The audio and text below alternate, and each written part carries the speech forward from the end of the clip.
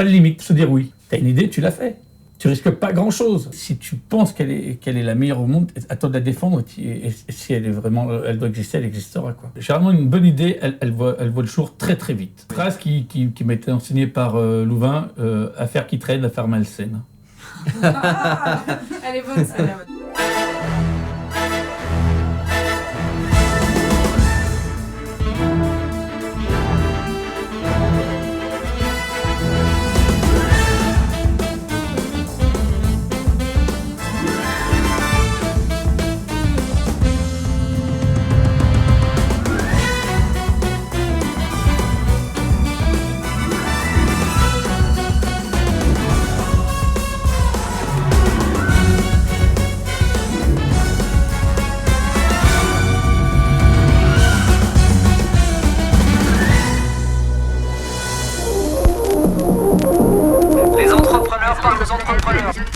Salut à tous, vous écoutez la 8e édition du Grisby Radio Show. Pour m'accompagner, j'ai toujours l'honneur d'être accompagné par deux businesswomen de choc, Tiffaine, la pro du market et des tendances business, et Elodie, la championne de la vente. Salut les filles, ça farte?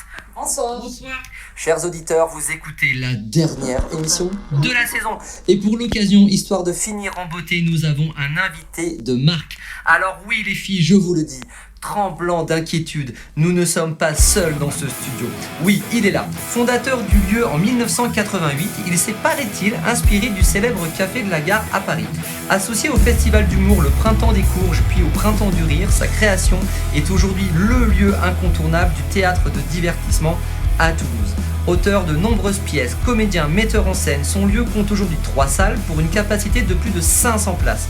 Passant de la comédie au burlesque au one-man show, avec des spectacles renouvelés régulièrement et plusieurs représentations par jour. Tu l'as compris, cher auditeur toulousain, nous avons l'immense plaisir d'accueillir le fondateur, le chef d'orchestre et surtout le boss du célèbre théâtre des 3T, Monsieur Gérard Pinter. Bonjour Gérard. Bonsoir. Bonsoir. C'est travaillé comme présentation. Ça, c'est bien, hein. Et encore, j'ai fait plus court parce que d'habitude ça dure beaucoup plus longtemps. Ah. Et les filles m'ont dit. On s'en lasse pas. Bon, alors du coup, je te présente comme Gérard Pinter. Ouais. Mais il parlait que C'est bien, ouais, j'ai un autre. Scène. Voilà, c'est mon nom de scène, donc Gérard Pinter. Et donc, on t'appelle comme ça? On m'appelle comme ça. Ok, donc maintenant c'est Non, officiellement. c'est vrai, tout le monde m'appelle comme ça, donc on va pas changer. Eh bah, très bien. Bah, je t'en prie, alors j'ai brossé un petit peu ton portrait rapidement. Bah, ça va être une émission très courte, t'as tout dit. C'est vrai, il y a beaucoup plus de choses que ça. Ah oui, il y a plein de choses, mais bon, c'est l'essentiel est là, oui. Si tu pouvais te présenter, toi, en 1 minute, vite fait. Je peux pas, je ferai jamais mieux que ça, c'est exactement ça. Ah oui, je peux, après, oui, c'est... Parce que j'ai comédien, auteur, metteur en scène. Pas dire grand chose d'autre, hein. Et entrepreneur. Ah oui, ça, depuis le premier jour, mais... Ouais, bah, c'est ça, c'est là où on va venir te travailler un petit peu, ça, en fait, avec les filles. Allez, go, on fonce au menu du jour. On a, et ben en fait, pas de sommaire. Non, parce que d'habitude je fais un sommaire un peu long, mais là les filles m'ont dit Olivier, l'émission faut qu'elle soit plus courte et qu'on passe directement à l'interview cash. Et l'interview cash, vu que on est plutôt orienté business, c'est d'aller travailler un petit peu l'invité sur justement son parcours d'entrepreneur.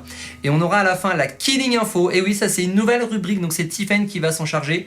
La Killing Info Business et notre jeu, le Grisby Fight. Alors le Grisby Fight, en fait, tu vas affronter les filles. Il y aura 3 questions. Et donc les 2 filles vont être contre toi. C'est des questions orientées plutôt culturelles et théâtre. Donc tu as un petit avantage parce que tu es tout seul. C'est pas sûr. Hein. Mais bon, on verra après. Donc, La dernière fois, on a perdu systématiquement parce que les questions sont très orientées. D'accord. C'est vrai que les 3 dernières fois, vous êtes pris une grosse douille en fait. À chaque fois. Mais bon, c'est vrai que je vais systématiquement sur le terrain de l'invité. Donc en général, il a un petit avantage. Alors moi, je vais commencer. Je suis allé attraper quelques petites infos te concernant.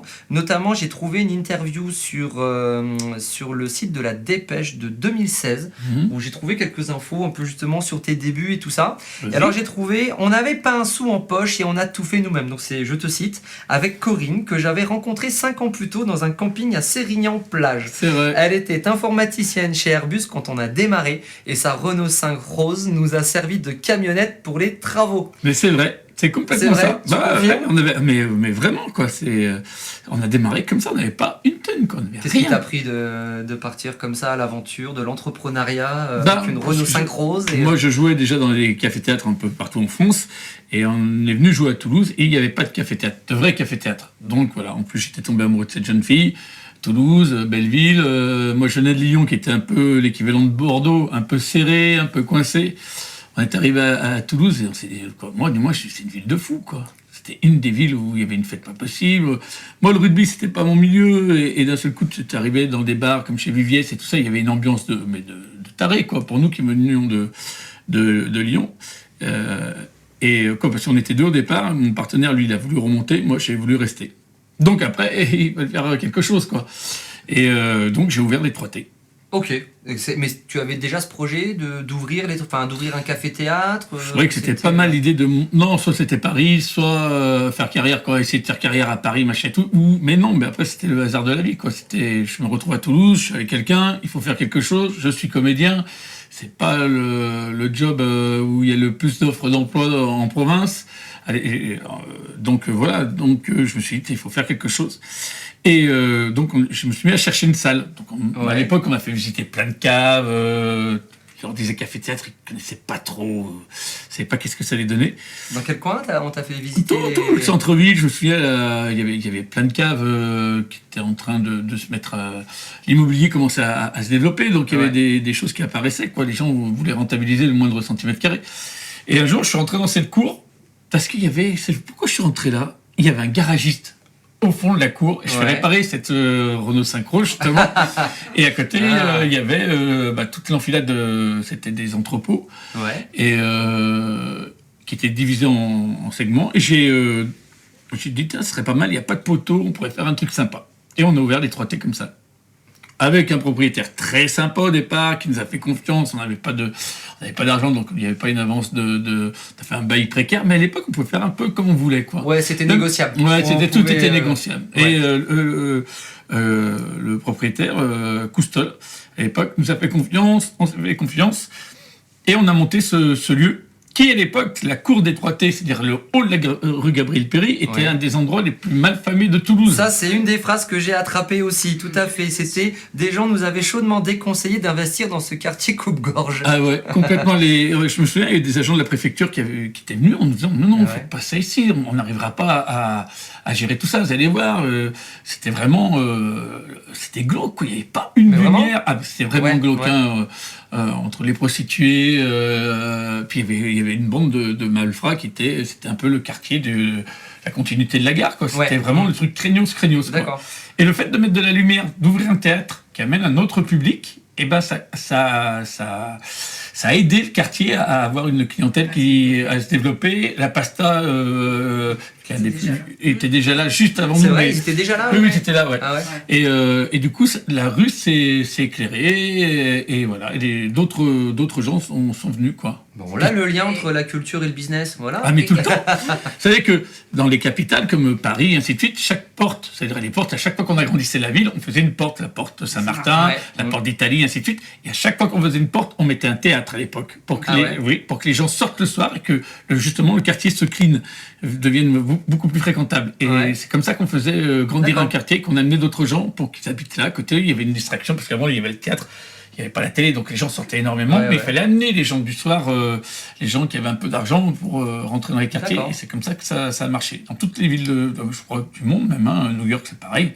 Chaque fois que la ville grossissait, on mettait un théâtre ou un musical qui amenait du monde, quoi. Ok. Et Tiffany, t'avais une... Mais qu'est-ce qui fait que tu y as cru ? Pourtant, quartier pas fort, c'est malfamé, de se lancer, pas de café-théâtre à Toulouse, enfin, qu'est-ce qui fait que tous les matins tu te levais, tu y allais avec la Renault Synchro Parce que j'avais 20 ans, j'avais monté un spectacle qui avait cartonné sur toute la France et qui avait cartonné à Toulouse, et puis on avait 20 ans, donc on se faisait aucune question, quoi. Aujourd'hui, toujours aucune question ? J'allais poser la même question. Si, on s'en pose beaucoup plus, parce que déjà on a beaucoup plus de bouteilles, et que je pense que... Alors moi, du côté artistique, je m'en pose aucune. Je fais les choses. Après, maintenant on est nombreux, on est une entreprise, quoi, et on met tout le monde... Il y a des choses qui se mettent dans la balance. On réfléchit un peu plus. Puis à chaque fois qu'on fait un investissement, non, c'est un gros investissement. C'est pas, ça rigole beaucoup moins. À l'époque, on n'avait rien. On mettait rien, on perdait rien. T'as une vision plus gestionnaire aujourd'hui de ton activité Oui, on est beaucoup plus sur. Il faut que ce soit rentable, parce qu'on n'est pas subventionné. C'est notre business. Et il y a plein de choses qui s'ouvrent autour. On est confronté à plein de choses. Pourquoi les gens viendraient chez nous ? Pourquoi fait que, on se pose énormément de questions. T'avais une question, Tiffany, sur le côté gestion, toi peut-être, Elodie ? Moi j'ai une question. Comment justement au début, en créant ce café-théâtre, il n'y en avait pas à Toulouse, dans un quartier plutôt malfamé, comment vous avez fait pour faire venir vos premiers clients ? Alors, comment on a fait ? On a relevé nos manches. Déjà, on savait tout faire. Donc, on faisait... Alors, moi, je faisais le service. J'allais tracter l'après-midi sur le bord du canal, au feu rouge. Et voilà, c'était à l'époque, il y avait quelques radios, la Dépêche, il n'y avait pas autant de médias. Et en même temps, les médias qui existaient, qui étaient en place, étaient beaucoup plus percutants. Quand ça tapait tout le monde, la Dépêche, on avait un article dans la Dépêche, c'était hyper lu. Ouais. C'était...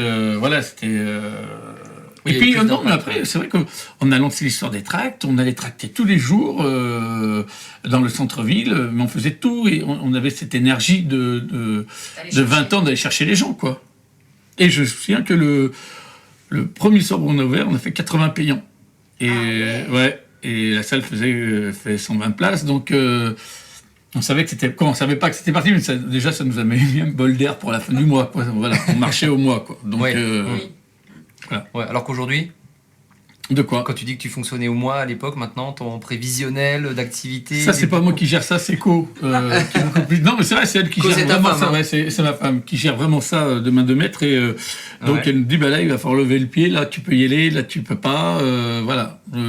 C'est-à-dire sur les productions, sur plein de choses.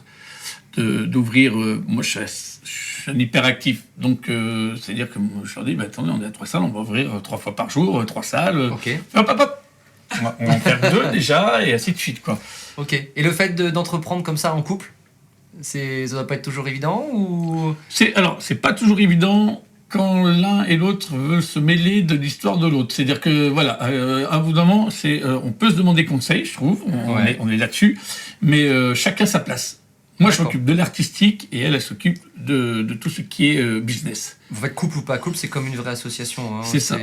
Oui, vous avez un moment il faut respecter le terrain de l'autre. Le terrain de l'autre. Alors, on est toujours tenté d'aller voir qu'est-ce qui se passe dans l'autre, donner son avis, mais c'est pas ma partie. Et maintenant, elle, je pense qu'elle a compris que c'était pas sa partie non plus. Okay. Donc, en même temps, elle a ce côté aussi artistique, c'est que les boîtes de prod l'appellent pour savoir s'il peut faire passer tel artiste. Elle dit ni oui ni non, elle me le propose, on discute, et c'est moi qui vais décider à la fin. Donc ça, c'est quand même la partie artistique, au final, c'est toi. Ouais, et vraiment tout le côté investissement, c'est elle. Ok.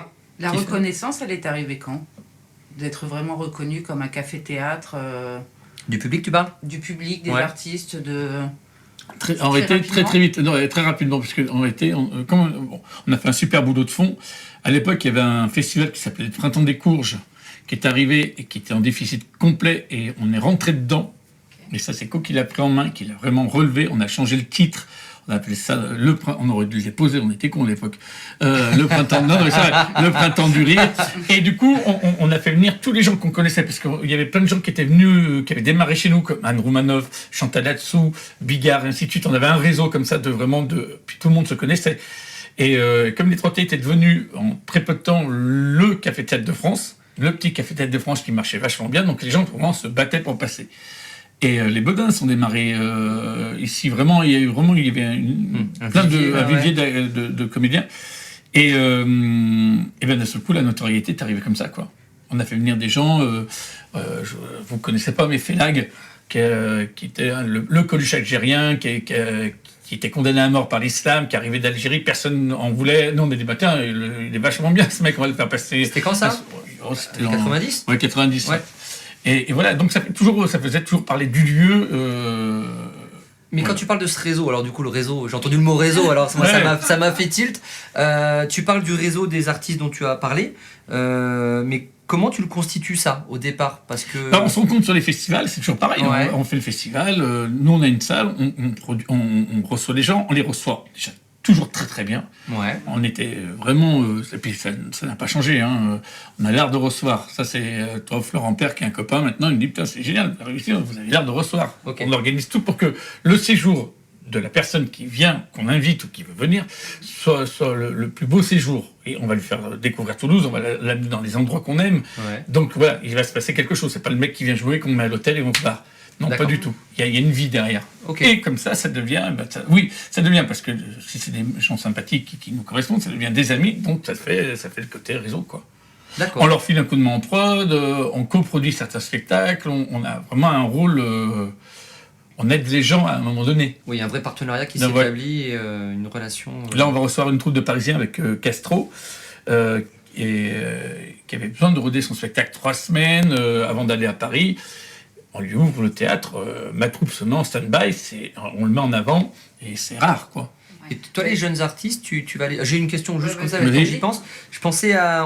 On parlait de YouTube, tout ça. Sur YouTube, tu regardes un petit peu ce qui se fait, des jeunes artistes qui parfois n'ont pas de scène, mais qui ont du talent. Est-ce que c'est des gens Ouais, que tu vas voir ou pas? Maintenant, on a surtout une équipe qui s'occupe que de ça. Ouais. Pas que de regarder YouTube et machin, mais qui sont très youtubeurs et branchés là-dessus. Donc, des fois, on nous propose un artiste, nous, on ne le connaît pas forcément, on fait « Oh, les jeunes, ça vous dit quelque chose? Ouais, c'est génial, il faut le prendre !» Par exemple, Tranier, c'est un mec qui fait une rubrique sur Nova. Ouais. Je connaissais absolument pas Tranier, et il fait un carton sur Nova, Ouais. donc pareil, on nous le propose, je dis, putain, je le connais pas trop, j'appelle un copain, il me dit, putain, il est vachement sympa, donc Ok. ça arrange le coup, il vient, et c'est le mec qui fait complet pendant 3 jours, on fait aucune pub. Ah oui. Ouais, Juste c'est le pour fait ça, qu'il ouais. il a son public, et du coup, ben, il revient là 3 jours, parce qu'il va faire une salle à la rentrée, donc il veut à tout prix bien roder son spectacle, donc il revient 3 jours, Ok. et voilà. Et ça se développe, ça? Tu sens que c'est une tendance qui va continuer? Ah oui, Ouais. oui, mais qui s'amplifie, parce qu'on est de moins en moins de lieux en France. Ouais. C'est dû à Voilà. quoi? C'est dû que le statut de comédien est super dur, il n'y a plus d'argent pour les tournées, il n'y a plus d'argent pour beaucoup de choses. On a un peu sabré toutes les subventions qu'il y avait sur des centres culturels qui faisaient aussi ce boulot-là. Il n'y avait pas que nous. Hein. Donc il y a plein de salles qui ont fermé. Et du coup, il faut bien que les gens rodent leur spectacle quelque part. Donc Ouais. ça vient chez le privé. Et toi, tu fonctionnes uniquement en privé? Enfin, c'est Uniquement. pas de... Non, on n'a aide, aucune rien subvention. du tout. Non, puis, en réalité, on est une entreprise commerciale, hein, donc il faut pas. Moi, je trouve ça très bien. On demande rien. On demande rien parce que notre économie est sur notre gestion, notre propre gestion. Ok. Et puis tu gardes une forme d'indépendance. C'est complète. Et puis, je trouve qu'il faut subventionner les centres culturels, les centres de quartier, où les gens on doit aider à sortir. Nous, on est en rapport avec le public, ils viennent pour passer une soirée, on est plus dans du ludique que Ouais. du culturel, Ok. tout en faisant de la culture. Oui, Tiffany, t'avais une question? Ouais, j'ai en posé 2 d'ailleurs, comme ça j'en Oh, profite, vas-y, j'ai la toi, parole. vas-y. Donc, parce que depuis tout à l'heure, il y a 2 mots qui reviennent en permanence, il y a rodage Ouais. et il y a le fait de se retrousser les manches. Finalement, quand vous avez réussi à vous positionner aussi, vous faire connaître aussi pour du fait que les spectacles venaient se roder chez vous. Et Mhm. ça, c'est quelque chose de particulier et de ciblé et qui continue encore aujourd'hui d'ailleurs. Oui, complètement. oui. Et en fait, et le deuxième, c'est que finalement 30 ans, mais 30 ans où il y a eu plein de fois, plein de moments où vous êtes retroussé les manches et ça s'arrête jamais. Alors en 30 ans, on a fait une petite pause, nous 10 ans, on est parti 10 ans à Paris, et où on a travaillé avec, dans l'esprit parisien, et vraiment on y était à fond. Ouais. Moi j'étais produit par Louvain, j'ai travaillé je voulais jouer dans les plus beaux théâtres parisiens, je l'ai fait, et j'ai appris énormément sur cette rigueur parisienne, sur le côté d'excellence qu'il faut avoir. Au niveau Vraiment. artistique ou au niveau... Tout. D'accord. Tout. Ok. Et vraiment, on s'est gavé de cette culture parisienne.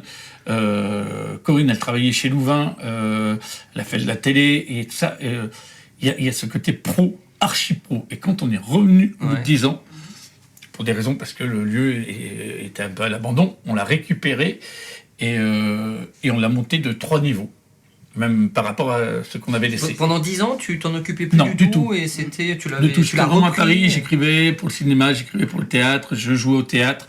On avait était sur une des bras droits de Louvain en production, et c'était voilà, on a appris la prod à haut niveau, on a appris notre métier à très haut niveau, et quand on est revenu, du coup, j'ai dit moi, faire garage, faire venir des gens, tout ça, ça y est, on a déjà fait, on va monter une compagnie. Et d'où l'idée de monter les 3T, et de monter une troupe et de s'amuser différemment, quoi. Quand tu dis la rigueur parisienne, c'était un exemple ou deux peut-être? Parce que moi j'ai bossé à Paris 2-3 ans, mais j'étais tout jeune, donc je l'ai pas ressenti moi ce truc-là. La rigueur parisienne, c'est que tu laisses rien au hasard en réalité. Ouais.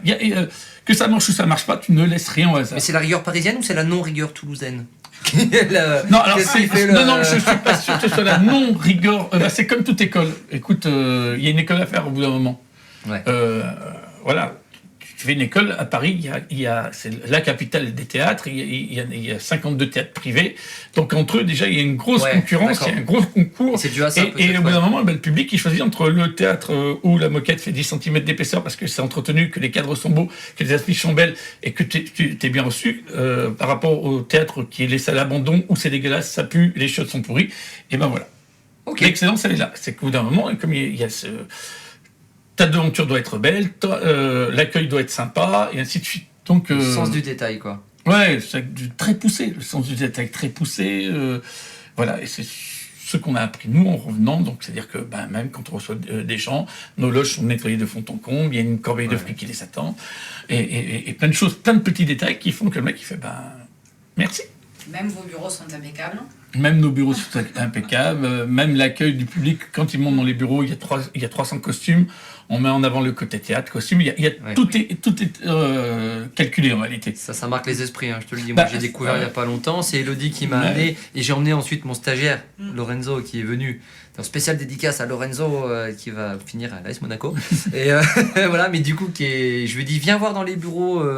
Parce qu'Elodie m'avait montré juste avant avec les costumes, et en effet, ça fait son petit effet, ouais. C'est un lieu différent et atypique. Voilà. Les gens rentrent, ils sont accueillis dans un théâtre. Ouais, tout à fait. Oui, c'est du café-théâtre, c'est du rire, mais c'est structuré, c'est réfléchi, c'est calculé. Oui. Là, on va faire Avignon, je pense qu'on aura la plus belle parade du festival. C'est pareil, je l'ai fait X fois, on a fait des gros cartons, mais on met vraiment énormément de moyens, et en plus, ça nous amuse. Parce que quand ça nous amuse pas, on stoppe très vite l'histoire, quoi. Dès que ça nous amuse, tout le monde... mes équipes, vraiment, me font confiance là-dessus, en disant « Ouh là là, il va trop loin, ça va être compliqué ». Mais du coup, je les fais rêver aussi, et tout le monde rêve ensemble, et du coup, on arrive à faire des choses assez impressionnantes, quoi. Et ton équipe aujourd'hui, c'est combien de personnes? Tu es structuré comment? On est 30 comédiens dans la compagnie, il y a 2 décorateurs, on est en tout, on est 45, tu vois. D'accord. Ouais. Et en dehors on a rencontré la personne qui s'occupe de la com. Surya. Voilà. Ouais, tu fais un super boulot. Surya, maintenant il y a Charles qui est dans tout ce qui est commercial. Ouais. Ce qui manquait dans l'histoire, c'est le commercial. D'accord. Ça se faisait pas trop d'aller vendre des spectacles. Et pareil, tu apprends ça à Paris. T'as un mec qui tient un théâtre, et d'un seul coup, le théâtre devient un lieu où il faut qu'il se passe toujours quelque chose, des séminaires, des marchés les gens, parce que l'approche du théâtre est toujours un peu compliquée, un peu froide. Nous, on est dans un autre contexte, on fait du café-théâtre, donc on est quand même beaucoup plus accessible. D'accord, parce que j'ai noté ça en effet que le côté séminaire, convention, entreprise... Ah, c'est la question d'Elodie, je te laisse la question. Vas-y, parce que... Effectivement, j'ai vu que on pouvait privatiser le café-théâtre. D'où est venue l'idée, a priori de Paris? De Paris, non, mais il faut bien que nous aussi, on élargisse un peu notre clientèle. Parce qu'au bout d'un moment, il y a plein de gens qui n'ont pas cette culture d'aller au théâtre. Encore le cinéma, oui, mais le théâtre, à part quand tu es à l'école et que tu as 16 ans et quand on t'emmène voir une pièce chiante ou pas chiante, mais c'est un peu la punition. Donc, il y a beaucoup de gens qui ont un souvenir du théâtre en étant une punition. Oui, j'en fais partie. Voilà. Tragédie grecque. Ça va être long, ça va être compliqué, ça va être aussi... vieux Beckett de 4 heures, là. Et c'est dur. Et des fois c'est dur. Et voilà, donc il faut ramener les gens. Et le biais de l'entreprise, c'est pas mal. T'as un CE, t'as des gens qui sont plus curieux d'autres. Nous, il y a des gens qui font, tu les vois dans la porte avec leur clope, oh non, ça va être chiant encore. Et qui ressortent enchantés, qui vont chercher une place cadeau pour offrir à leurs parents, et ainsi de suite. Et ça fait boule de neige, quoi. Et le côté public, professionnel, entreprise, c'est quelque chose qui va se développer de plus en plus, tu penses, ou... Parce que, on essaie de le développer après. Est-ce que c'est une des clés quand même pour l'évolution sur les années à venir? Tu disais par rapport à la concurrence ou... Je sais pas, non, c'est pas une histoire de concurrence, c'est une histoire d'offrir quelque chose. Moi, je dis, il faut vraiment qu'on ait une offre. On est vraiment dans du commercial, donc c'est pas parce qu'on a des spectacles qu'on va réussir à vendre du spectacle, il faut faire autre chose. Donc on vend d'autres choses, on vend plein de choses. de l'animation. Et puis après, on est très ouvert, très ouvert à toute proposition. Des gens qui ont besoin d'un séminaire, qui ont besoin de comédiens, et ainsi de suite, d'intervention. Ben, on est là. Des gens qui viennent me voir parce qu'ils aimeraient bien que je fasse une petite conférence sur le théâtre. Je leur explique pourquoi, Okay. voilà, ainsi de suite. Ok. Et du Élodie coup, ma question, c'est comment vous faites pour aller justement démarcher les entreprises, ou comment Charles fait pour aller les contacter, parce que même si les 3T aujourd'hui est très connu et reconnu sur Toulouse, est-ce que la marque, le nom, ça suffit peut-être pas? Et alors c'est compliqué. Je sais pas. Alors on a attaqué plein d'axes en réalité. Des CE, quoi. Oui, Il y avait une, oui. voilà. On essaye d'être un peu partout.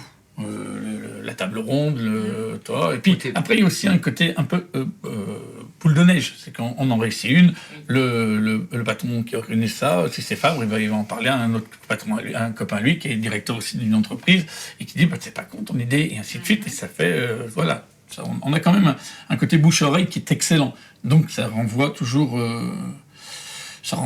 d'autres gens qui veulent vivre l'aventure comme ça avec leurs employés, quoi. Et pour le côté, alors parce que je sais qu'il y a beaucoup d'artistes qui parfois ont du mal à passer au côté business, parce qu'on est quand même, c'est le Grisby Radio Show. C'est pour ça que nous, on a tendance à mettre en avant moins le côté artistique que le côté entreprise et business. Et moi, j'ai connu beaucoup d'artistes, alors ça peut être surtout dans le graphisme, qui ont du mal à basculer sur le côté business, qui à un moment ont l'impression justement de délaisser une part de leur âme d'artiste, entre guillemets, on va dire ça comme ça, ouais, pour céder aux sirènes de l'entreprise et du marché. Toi, tu l'as ressenti à un moment, ce passage-là, ou pas du tout? Non, je crois qu'on est dans un monde où il faut vraiment savoir tout faire, autrement tu vas mourir, quoi. Tu peux être artiste, Bronski qui fait un coup de pub monstrueux en détruisant une toile. Moi, je suis fan de ce mec. En tant qu'artiste, j'ai lu ses bouquins et le mec il explique tout. Il dit déjà, si vous voulez faire du graphe, faites les beaux-arts ou apprenez à dessiner par pitié. Et si vous n'avez pas de... Non mais il a raison. Par pitié, il le dit arrête de vraiment. faire des croûtes sur les murs. Voilà. Et il dit autrement, mettez-vous à faire des pochoirs. Ça sera déjà un peu plus de gueule. Mais donc le mec, c'est-à-dire qu'il est reconnu mondialement.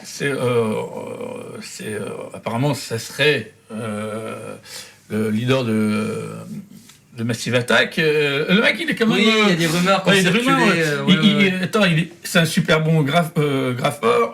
Il fait des happenings dans les musées où il va mettre son chronométré, combien de temps un tableau va rester. Et le mec, sa cote, elle est quand même vachement sympa, quoi. Il fait parler de lui. Il gère sa notoriété. Voilà. Il a tellement de notoriété que dès qu'il fait un graphe sur un mur, ça devient un mur visité. Donc, mais carrément dans sa ville natale, quoi, à côté de Londres, il y a dans son quartier, des gens disent arrête de graffiter, j'en supplie, quoi. Et vous voyez, ils ont triplé de volume, les gens veulent l'habiter là. Le mec, je crois qu'il a un peu tout compris, quoi. T'arrives à un moment donné, il faut savoir se vendre. C'est anglo-saxon, ça, tu penses? Parce qu'on parlait tout à l'heure de Paris où tu as pris une claque de rigueur pro. Est-ce que c'est encore plus développé dans les pays anglo-saxons? Tu as eu l'occasion de toucher Non, un peu je ce sais pas, monde-là, mais non. Après, alors là, je sais pas. J'arrive de New York, on a fait un petit séjour à New York. Ouais. C'est sûr que le mec qui se tape la tête contre le mur, qui pense qu'on va venir le chercher, il va rester contre son mur. Puis, je trouve que avant, on avait beaucoup plus de mal de se vendre parce qu'il n'y avait pas tout ça. Alors là, on a des médias qui sont accessibles à tout le monde, Facebook et tout ça. Moi qui ne suis pas trop Facebook, en ce moment, ça m'amuse comme un fou. Parce que j'ai des Clotilde, qui est un spectacle qu'on aime beaucoup, qui explose. Donc, ça y est, j'ai dit, tiens, on fait la page Clotilde. C'est pas mon truc. Et tous les jours, je poste quelque chose. Demain, il y a leur clip qui sort. Je fais là-dedans. Parce que, de toute façon, c'est hyper ludique. Ouais. Et putain, c'est d'une... c'est des outils puissants. Hein. Facilité, et ça peut être puissant. Regarde, moi, le petit mec qui a démarré chez moi il y a 5 ans, c'est Fred, des Toulousains. Il monte les Toulousains, il monte sa marque, il fait il sait se vendre, le garçon. Hein. Ouais, non, mais ça fait partie du... Donc, on est dans le business, quoi. C'est ça qui... le mec qui peint bien, mais qui monte ses toiles à personne, c'est tant mieux, hein, qui peint bien. Hein. Élodie? J'ai lu aussi dans une interview qui était sur La Dépêche. Donc la phrase c'est... Tu vas me piquer ma phrase, je le sens. Il faut fidéliser par la qualité. Ouais. Ah, je l'avais pas celle-là. Ça, je trouve ça super intéressant. La fidélisation, c'est un peu mon cheval de bataille auprès de pas mal de mes clients sur la partie commerciale. Pourquoi le choix de la fidélisation plutôt que de l'acquisition? de nouveaux spectateurs sur le café-théâtre et comment fidéliser les gens pour vous, au 3T? Ah nous, c'est ce qu'on fait tous les soirs, l'accueil, la réception, le service. De toute façon, je pense qu'on est sur le service à mort. Donc, oui, on est. Moi, je me retrouve aussi bien que les autres à faire l'accueil dans la cour, qui vendent, qui peuvent dire bonsoir aux gens, merci d'être venus. Et voilà, c'est pas parce que je suis le metteur en scène et que voilà, donc le spectateur, il me respecte, je le respecte. J'étais vachement. Putain, c'est lui qui m'accueille, ainsi de suite. Ouais. Toi, quand il y a les 3 quarts du temps, je suis dans la salle. Les gens, quand je suis présenté comme étant le directeur ou le metteur en scène, je salue les gens. Il y a un respect. Il n'y a pas de distance entre nous. Donc, oui. Et puis, à fidéliser, c'est vachement intéressant aussi. C'est intéressant sur le côté humain. C'est-à-dire qu'on est d'accord, on est une entreprise, mais on reste hyper humain. Donc, je claque la bise, moi, à 300 personnes par soir, quoi. Oui. Et oui. Et oui. Et oui. Mais de toute façon, c'est parce que j'adore ça aussi. Ouais, tu le fais naturellement. Je le fais naturellement, de faire ça, ouais. Et en même temps, ça fait partie du jeu, de mon jeu en tout cas. Ok, et j'ai remarqué, ça me fait penser au restaurant où à une époque ça se faisait beaucoup, même pas forcément les restaurants très haut de gamme, où le cuistot passait en salle pour faire le tour, et je trouve que ça s'est un peu perdu. Serrer les mains. Ouais. Oui, ça s'est un peu perdu parce que c'est un peu ce que vous dites, c'est le mec qui cuisine bien mais qui est timide. Et l'autre à côté qui cuisine bien et qui est pas timide, il fera le plus. Il a un plus. Ouais. Regarde Saran, tu as mangé Saran, quand il est là, il fait le tour de tout le monde, il sert tout le monde. Bonjour, comment vous allez, machin et tout. Et pourtant, il pourrait se la péter. Il passe à la télévision, il a 2 étoiles, c'est le seul de Toulouse. Et le mec, moi, ça fait 10 ans que je le connais, qui est devenu un ami, n'a pas changé d'un iota. Ouais. D'accord. Tiffen? Moi, c'était par rapport, tout à l'heure, on a hyperactif. Ouais. Tu étais hyperactif. Ouais. Donc, 7 jours sur 7. Oui. Et c'est quoi, puis hyperactif pour, hyperactif, c'est que moi, je me lève très tôt. Qu'est-ce que tu appelles très tôt? Moi, je suis levé à 6h, je suis au bureau à 7h. Ouais. Avant que tout le monde arrive, j'écris jusqu'à 10h. Et après, j'attaque ma journée de metteur en scène ou de directeur de théâtre. Et je la finis à 23h. Ok. Donc ça, c'est tous les jours. Et tu le fais le matin parce que c'est le moment où tu as la tranquillité pour pouvoir écrire? Oui, parce que avant que... quand les autres arrivent au bureau, c'est pour me demander comment on fait ça, comment on fait ci, comment on fait ça. Dans le coup d'un moment, il y a un rythme qui s'instaure et tu as plus le temps de pouvoir créer, de pouvoir faire des choses, de réfléchir, de faire ma programmation, d'être dans mon business à fond, quoi. Et jusqu'à 23h, pardon. Et ta motivation, elle a toujours été là? Ou tu as des choses qui te permettent aussi de garder cette motivation, de se lever, d'y aller, d'avoir envie, de faire par plaisir? Déjà, je suis... tous les jours, je suis hyper admiratif de ce qu'on a créé avec Corinne.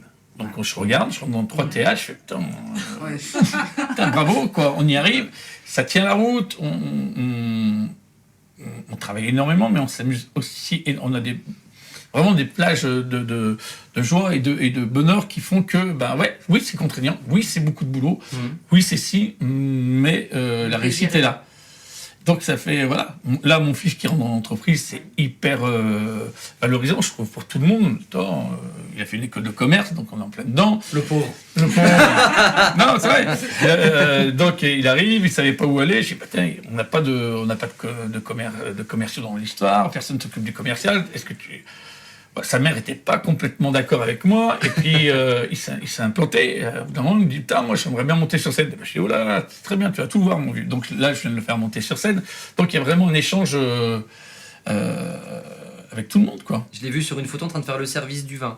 Il le fait aussi. J'ai vu une photo sur le site. Mais parce qu'on est vraiment dans le truc, d'accord. Les 3T existent, mais les 3T, c'est une ambiance, c'est un comportement. Et il est dans le même comportement que nous. C'est-à-dire que il manque quelqu'un, tu vas servir. Il manque quelqu'un au bar, tu fais le bar. Et il n'y a personne pour faire les chiottes, tu fais les chiottes. C'est exactement ce que j'ai dit cet après-midi, où je me suis retrouvé à redémarrer je sais pas quoi dans la cave, mettre du PQ, machin. Pareil, j'ai dit, voilà, quand t'es entrepreneur, faut savoir tout faire. Sinon, puis après derrière, tu mets en place une stratégie marketing, quoi. Oui. C'est le truc. C'est normal. Improbable. Et puis tu reviens au niveau zéro. Il y a 2 minutes d'écart des fois. Et puis c'est pas mal d'aller voir ce qui se passe aussi. Nous, comme je dis, on vend du service. Et quand tu rentres dans les chiottes et qu'ils sont pas nickel, tu fais non, je suis pas d'accord. Les mecs, moi je leur explique bien avec les gens que je travaille. Si je dois faire votre boulot, c'est que j'ai pas besoin de vous. Donc ça va s'arrêter très vite. Voilà, au bout d'un moment, chacun a une part un minimum à faire. Et puis, quand le minimum n'est pas fait, je fais oula. Et en tant que manager, tu te définirais comment?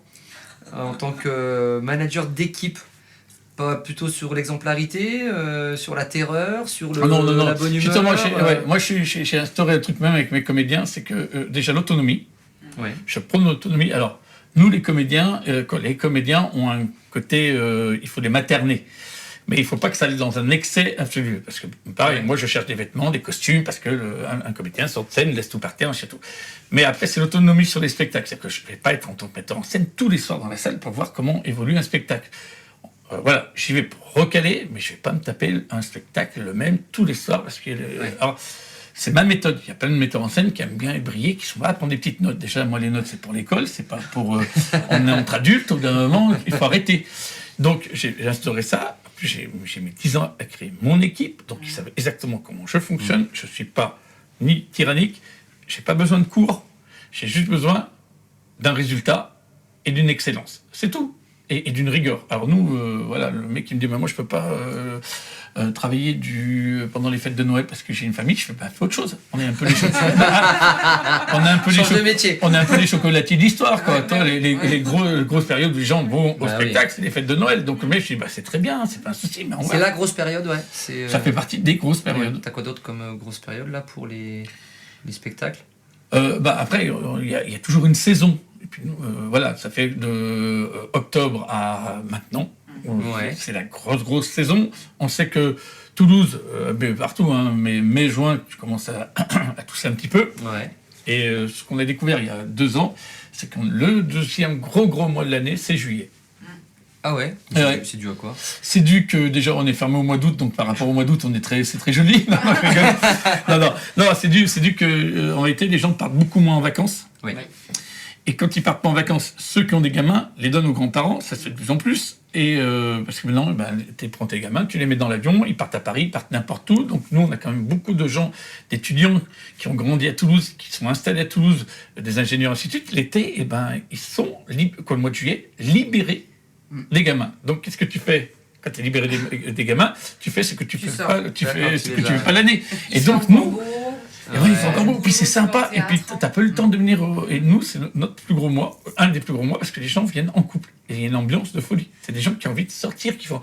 Du coup, ma question par rapport à ça, il y a eu pas mal de travaux au niveau de la cour. Elle a été bien embellie ces dernières années.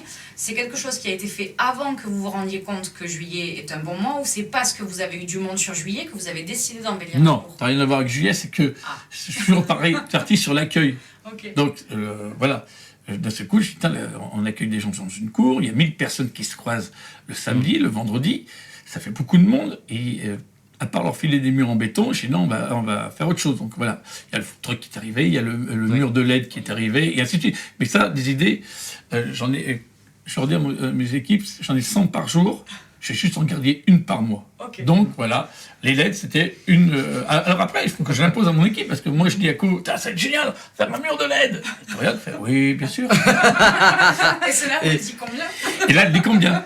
Et là, donc on s'engueule, là c'est la guerre, et d'un seul coup... ça se passe bien. Et d'un seul coup, j'impose le mur de LED, et quand on allume, on fait, ouais, t'avais raison.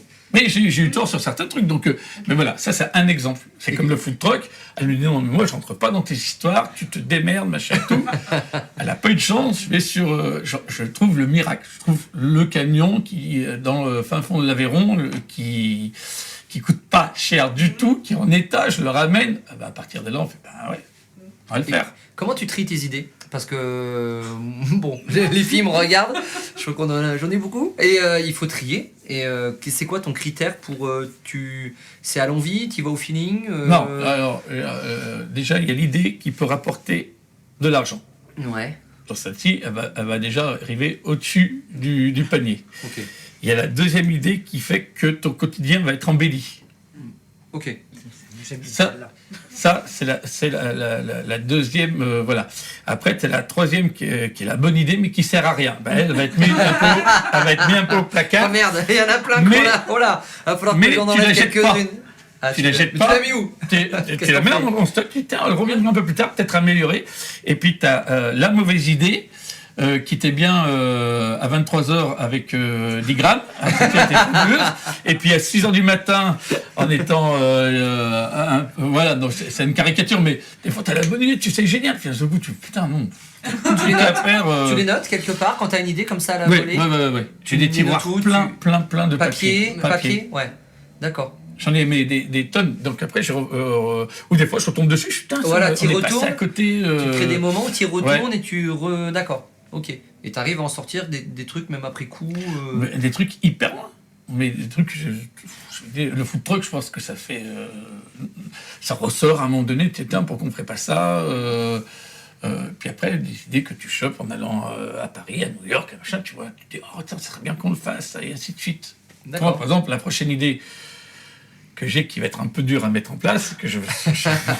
Oh là, attention, ouais, si Corinne nous écoute, Corinne, non, attention. Elle est au courant. Elle est au courant, mais elle tout ça pour... C'est en réalité de faire... que le porche, vous voyez, quand on passe au porche qui est pourri, de le repeindre de A à Z en faisant comme une chapelle Sixtine et que les gens lèvent la tête et que le premier spectacle soit le porche. Waouh. Ça, c'est la prochaine idée. Avec la petite musique, les petits spots. Non, il y a peut-être un truc, mais un truc à faire vraiment où les gens rentrent. Ouais. Parce qu'il y a une autre histoire, c'est que on vient de savoir, on sait ça depuis un an, que les 3T sont le lieu le plus visité par les touristes, le sondage plus vu après les musées. On est le 17e lieu le plus visité de Toulouse.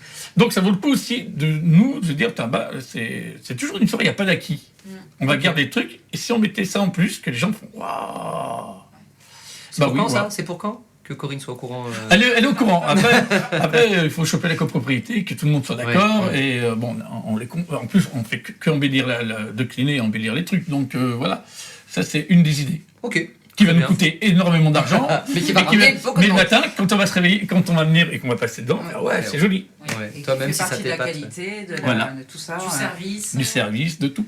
Et moi j'avais, la notoriété. En fait, Toulouse, il y a une sacrée notoriété entre Ballet du Capitole, la Halograin. En fait, les gens un peu partout en France prennent leur saison, ils viennent vraiment pour les spectacles. Enfin, vous arrivez à vous en profiter de toute cette notoriété, cette reconnaissance? Sûrement, je trouve qu'il y a un truc qualitatif au bout d'un moment. C'est pour ça aussi que nous, on y a mis beaucoup de qualité. Et qu'on fait très attention aux spectacles qu'on programme quand ils sont extérieurs.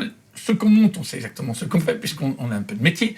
Et puis des fois, quand on se plante, on l'arrête de suite. Hein. Mais c'est vrai qu'on en profite, sûrement. Parce que depuis 10 ans, culturellement, Toulouse a mis un gros coup de pied, un gros appui sur l'accélérateur. Et aujourd'hui, ils ont été chercher des... Je suis complètement d'accord. Moi, au départ, je me disais, par exemple, le Minotaure, ça coûte beaucoup d'argent. Mais quand je l'ai vu, je fais bravo. Fallait le faire. Moi, je suis contre la gratuité. Je trouve que c'est très réducteur sur le spectacle. Les gens qui ne payent pas ne regardent pas un spectacle correctement, en toute honnêteté. Chez nous, il n'y a jamais d'invitation. D'accord.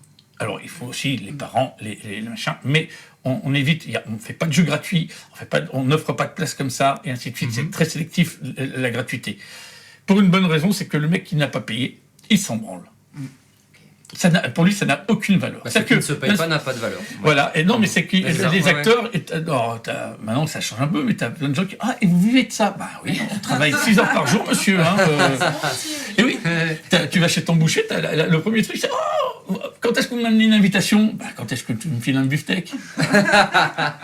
Il y a une blague comme ça qui tourne, sur les musiciens qui vont dans les restaurants, où t'as le restaurateur qui passe une annonce du genre musicien, venez jouer gratuitement et en échange, je vous offre un peu de notoriété, tout ça. Et t'as l'inverse, t'as le musicien qui passe une annonce, venez nous faire un repas gratos, voilà. Comme ça je vous fais votre pub. C'est un métier, on a envie. Ouais. Apparemment, il y a un ancien ministre de la Culture qui disait la culture était le deuxième plus gros rapport qui rentrait le plus d'argent dans l'État. Ouais. D'un moment, oui, ça rapporte beaucoup d'argent. Hein. Et c'est quoi le quatrième l'homme le plus riche au monde? C'est le mec qui a le Cirque du Soleil. Hein. Il a démarré sur des échasses. Non, mais au bout d'un moment, si. La culture, c'est sûr qu'elle peut coûter très cher. Mais alors en plus, il y a des choses qui vont subventionner. L'opéra, ça coûte beaucoup d'argent parce qu'il y a beaucoup de gens sur un plateau, donc c'est pas rentable. L'opéra est à perte. Alors qu'il soit à perte à 600%, peut-être pas. On peut peut-être réduire un peu les coûts et pour redonner à quelqu'un d'autre. Il y a une forme de transfert, Oui, alors, mais par contre, l'opéra n'est jamais gratuite. Hein.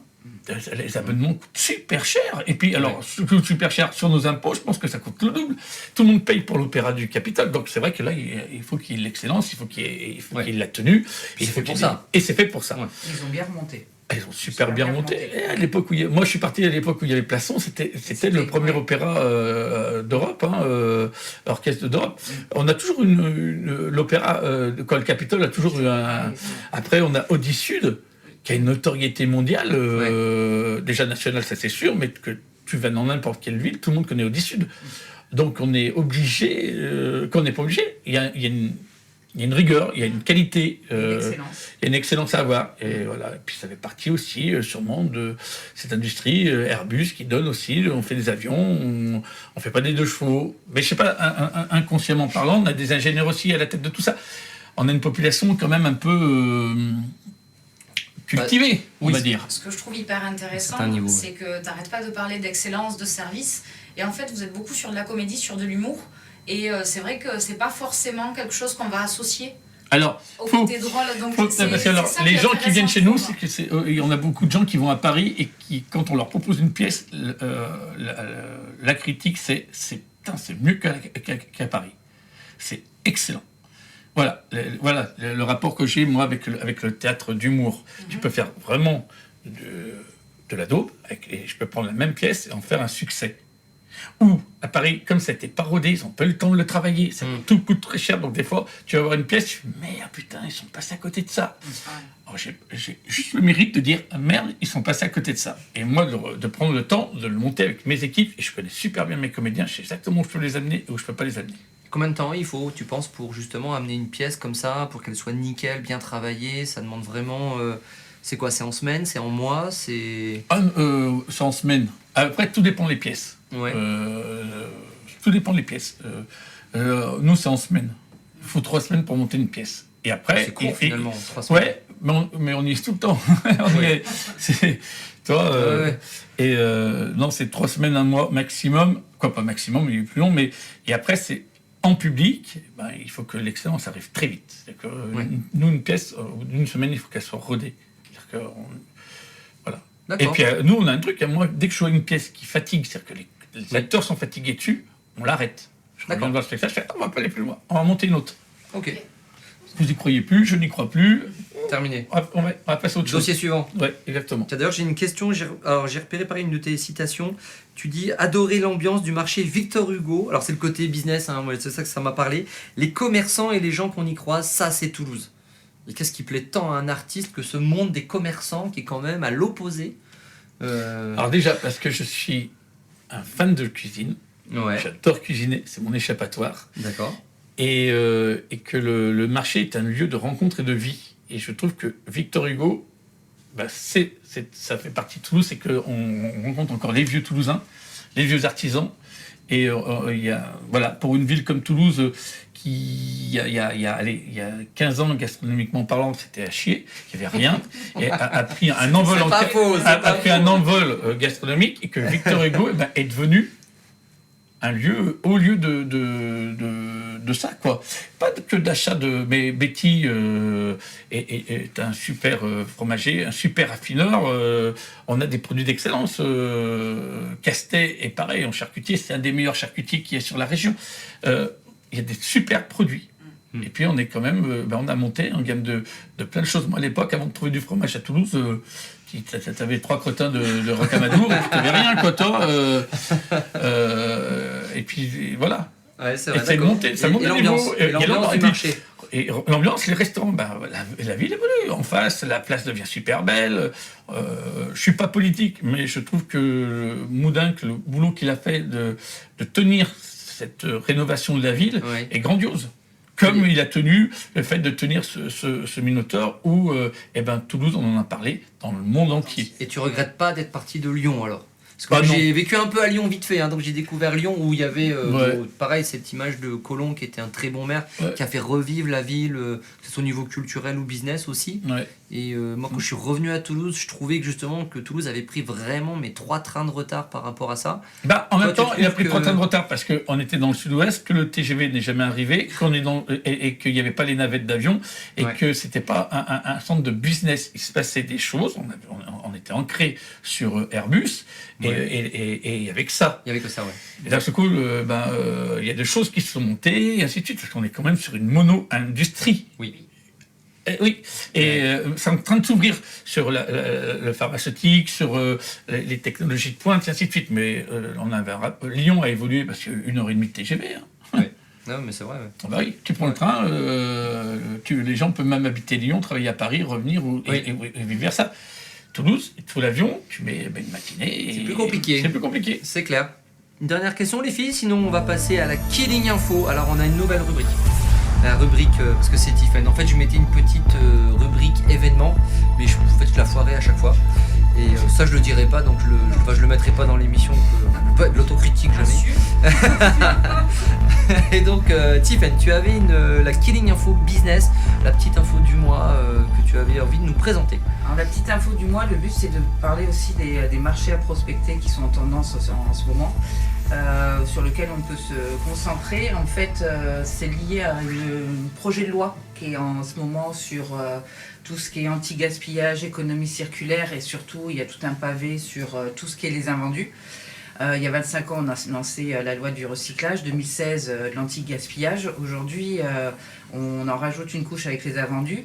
Et en fait, clairement, ce marché aujourd'hui, il y a beaucoup d'entreprises qui se sont créées qui vont arriver dans les 3-4 ans, là, à partir de 2015-2016.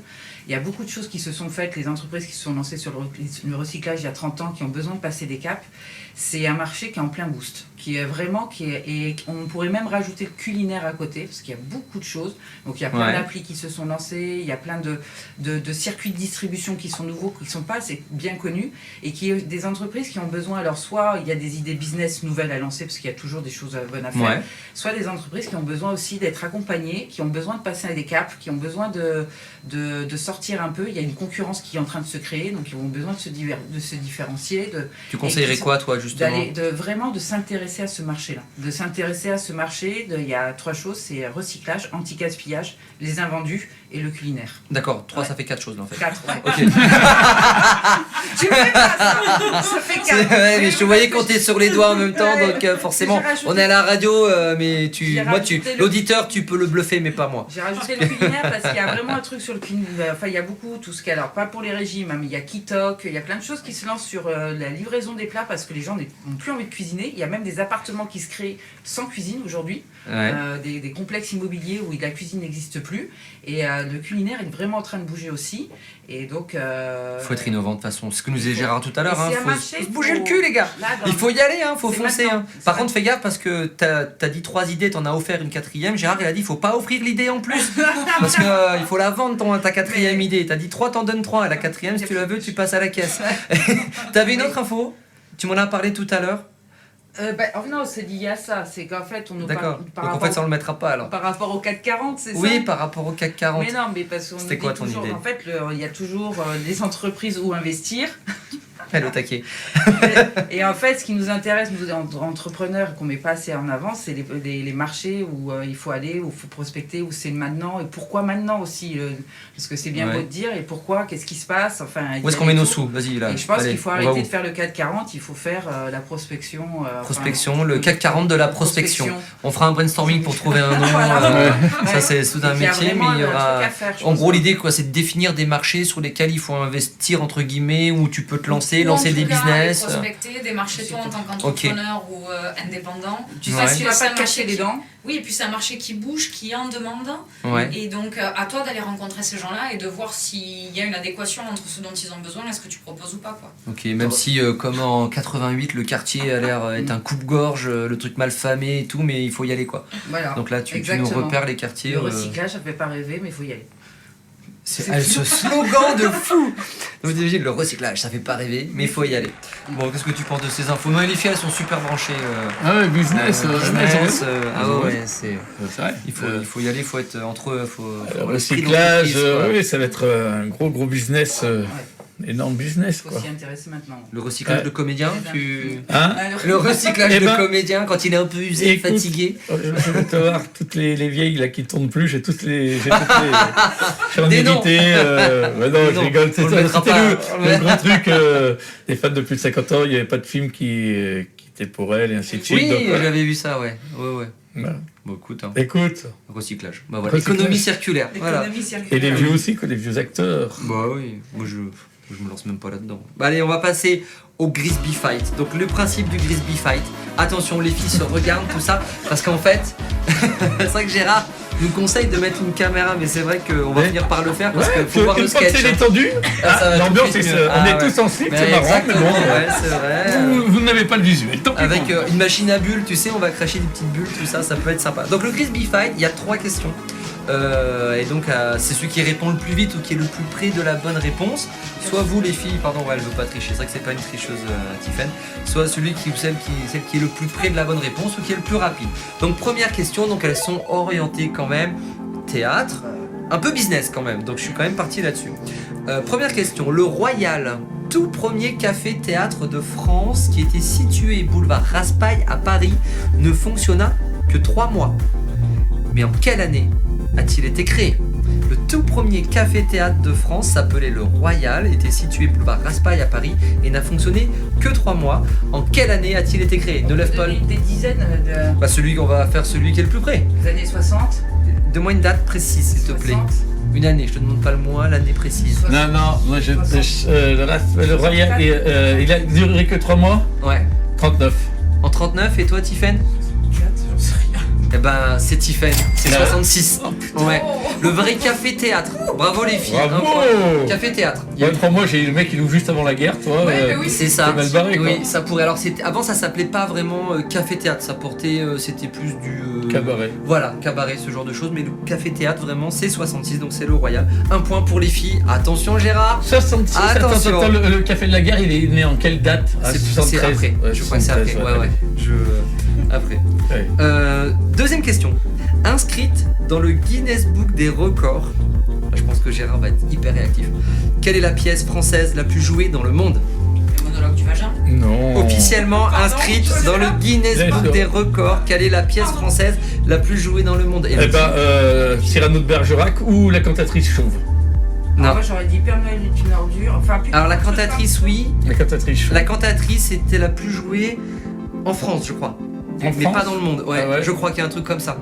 Et dans le monde, dans le monde. dans le monde, c'est pas Cyrano de Bergerac, Non, la cage aux folles. non, non, mais On n'est pas loin. Cage aux on est folles. ce genre de pièce, ouais. Ah, dans le style de la cage aux folles. Pas le style. Le non. style un peu C'est- théâtre de boulevard. Oui, plutôt théâtre comme de ça. boulevard. Ouais. Ah, boing boing. Oui, bravo. Eh oui, un point pour Gérard. Bravo, ça fait égalité. On va se la jouer au péno sur la 3e question. Donc on a fait boing boing. Et j'avoue, je ne l'ai jamais vu. Bah ouais, je sais Eh pas ben, pourquoi. moi non plus. C'est vrai, Ouais. tu vois, c'est peut-être un problème générationnel, j'en Ouais. sais rien. Je suis passé à Je sais côté, pas. même pas. Pièce. Pourquoi je suis passé à côté, Ouais, j'en j'ai sais pas rien. vu. Bon, pourtant c'est la plus vue dans le monde. Et 3e question, alors attention, celle-là elle est compliquée. D'après la société Statista, on ne nous demandait pas des infos, j'ai trouvé ça sur internet. Combien de spectateurs, on parlait tout à l'heure de théâtre privé, combien de spectateurs sont allés voir, ce sont les chiffres 2016, dans les théâtres privés, des représentations payantes en France? Chiffre 2016, j'ai pas trouvé plus récent. Sur l'année 2016. Sur l'année 2016, combien de spectateurs sont allés voir dans des théâtres privés des représentations payantes en France? Ça donne une bonne idée du business que peut représenter le théâtre en France. Allez, on va se la jouer au plus près. Allez, je vous donne un indice, on est en millions, Ouais. forcément. Avec un Millions de spectateurs. Et les filles, combien? Allez, 7-8. 7, 8, 7 ou 8? 10 millions? Tout compris, hein? Tout compris. Tu Toute la Paris, France, toute Ouais. la France. Ouais. Et à Paris, t'as 52 théâtres privés. J'ai même la répartition. hein. 52 théâtres. 52 théâtres privés, nous on est privés. 52, juste sur la capitale. Juste Michalik, il fait 350 personnes complètes tous les soirs, 7 jours par semaine. C'est ça. Donc, allez, on est sur. Ouais, moi j'irais sur du. En France 6 millions. 6 millions, les filles? Bon, t'étais parti sur 8, on part sur 8 8. millions, les filles? Ouais. Allez. Ouais, et Gérard, t'es champion. 6 millions 4. Ouais, Ouais. Bravo. Ah ouais, 6 millions 4. 2 tiers, 1 tiers. 2 tiers à Paris, 4 millions 2 et 2 millions 1, 150 en province. Donc on est sur du 2 tiers, 1 tiers. La grosse Bah, partie une. est sur Paris. On n'a pas une. Donc vous avez 2 points. Hein. Gérard, tu as gagné ce jeu. De toute façon, hein, voilà, les filles, on sait à chaque fois. Ça fait. De toute façon, je vais faire un montage cet été on sur a les. une. Ouais, vous avez. Bravo Gérard. Bravo. Merci. Bravo. Mais Boeing, je pouvais pas le dire parce que je l'avais vu. D'accord. T'en as d'autres des excuses comme ça, bidon ou pas? Je l'avais vu sur ta fiche. Ah bah ouais, oh la tricheuse. Enfin, merci à tous d'avoir suivi cette 8e émission. On reviendra donc début septembre pour la 2e saison du Grisby Radio Show. N'hésitez pas à lâcher du pouce en masse, à vous abonner, à cliquer sur la cloche pour être averti et à partager sur les réseaux sociaux toutes les infos, le timing cliquable qui est en description avec les liens utiles juste en dessous de la vidéo. Merci à toi Gérard d'être Merci venu à dans vous. cette émission. Ça C'est- manque de vidéos parce que c'était super sympa. Je le C'était répète. un plaisir, ouais, on va y penser sérieusement. C'était un plaisir, un gros merci encore à Tiffen et à Elodie. Et pour finir, n'oubliez pas que les entrepreneurs, ça ose tout et c'est même à ça qu'on les reconnaît. C'était encore le retour fatal du Grisby Radio Show. À bientôt tout le monde, ciao bye. Oh pardon. Désolé. Bravo. Merci Gérard. Merci à vous. Merci beaucoup. C'était super. Merci. Et bonnes vacances. Merci les filles, ouais, bonnes vacances à tout le monde.